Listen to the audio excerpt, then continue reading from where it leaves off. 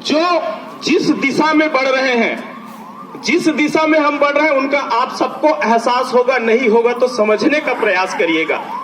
हमारा एक दिवसीय आंदोलन, किसी भी संगठन का एक दिवसीय जो आंदोलन होता है वो सांकेतिक होता है, ध्यान आकर्षण के लिए होता है, केवल ज्ञापन देने के लिए होता है। कोई भी एक दिवसीय आंदोलन परिणाम मूलक नहीं होता मित्रों। नहीं तो बता दो, एक दिन के आंदोलन में किसी की मांग पूरी हो गई होगी, एक दिवसीय आंदोलन में किसी की मांग पूरी हो गई हो तो मुझे बता दीजिए, मुझे जानकारी नहीं। वो केवल ध्यानाकर्षण होता है, ज्ञापन होता है।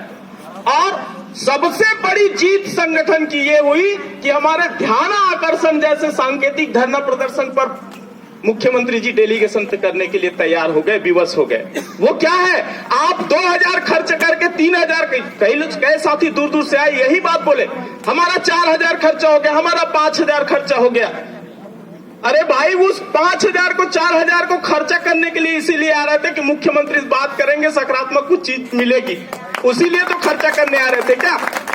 और आम साथी जो है वो साल में 2 बार 3 बार 4 बार संगठन के नाम से राजधानी पहुंचते हैं, दूर दराज के लोग।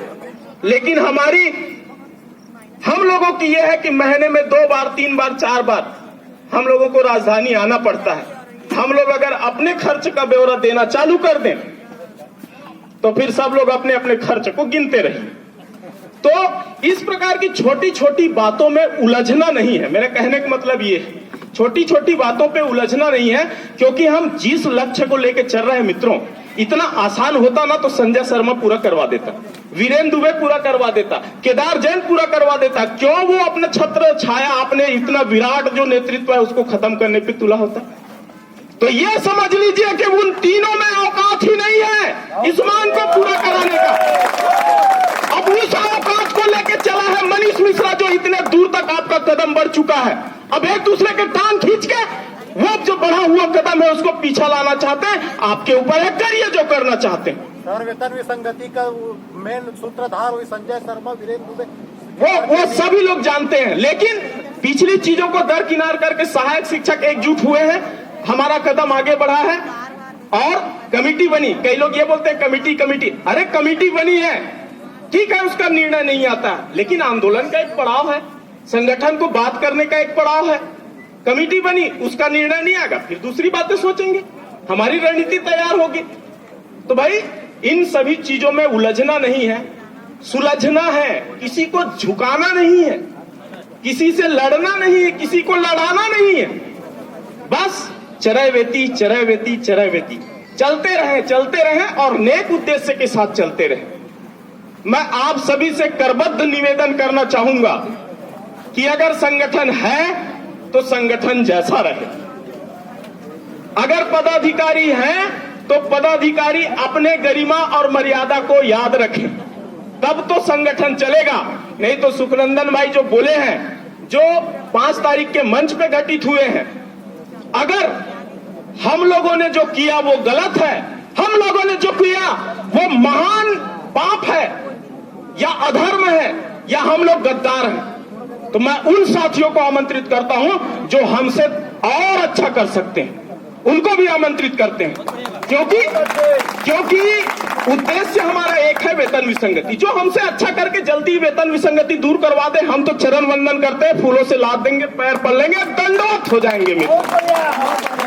लेकिन आपका उद्देश्य कहीं भीड़ में नेतागिरी करना है तो मार भी खा जाओगे, ये भी याद रख लीजिएगा, क्योंकि जो आप बोओगे वही काटोगे।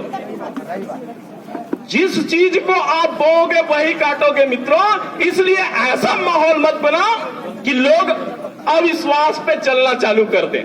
क्या सोचते हैं, कल आप आओगे ना, आपका एक फैसला होगा, दूसरा दिन आपको भी बोलेगा गद्दार हो तुम, क्योंकि आपने वो माहौल बनाया है, आपको तो झेलना पड़ेगा।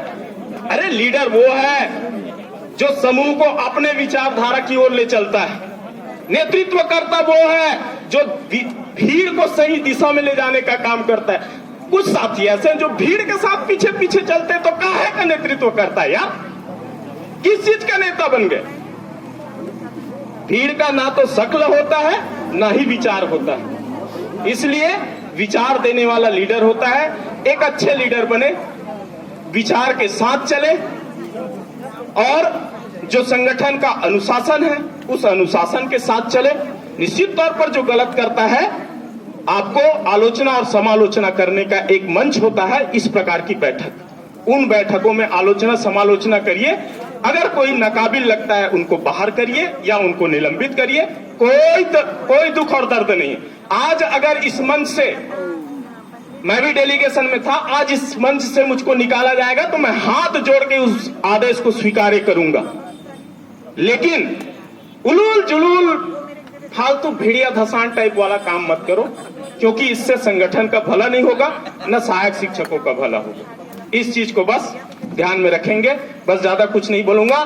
छत्तीसगढ़ सहायक शिक्षक फेडरेशन जिंदाबाद, छत्तीसगढ़ सहायक शिक्षक फेडरेशन जिंदाबाद। हम रहें या ना रहें, बस इतनी इल्तिजा और चाहत है कि छत्तीसगढ़ सहायक शिक्षक फेडरेशन जिंदा रहे और हमारी मांग पूरी हो। धन्यवाद।